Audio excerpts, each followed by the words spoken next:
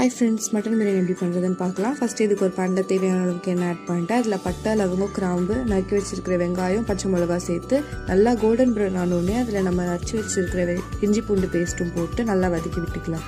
இது எல்லாமே நல்லா வதக்கி வந்தோடனே இதில் நம்ம எடுத்து வச்சுருக்கிற கொத்தமல்லி, புதினா, அது கூடவே ஒரு டேபிள் ஸ்பூன் மிளகாத்தூள், அதுக்கப்புறம் கொத்தமல்லி பவுடர் இதெல்லாம் சேர்த்து நல்லா வதக்கி விட்டு இப்போது இதில் நம்ம நறுக்கி வச்சுருக்கிற தக்காளி கூடவே கொஞ்சம் தயிரும் சேர்த்து நல்லா வதக்கி விட்டுக்கலாம்.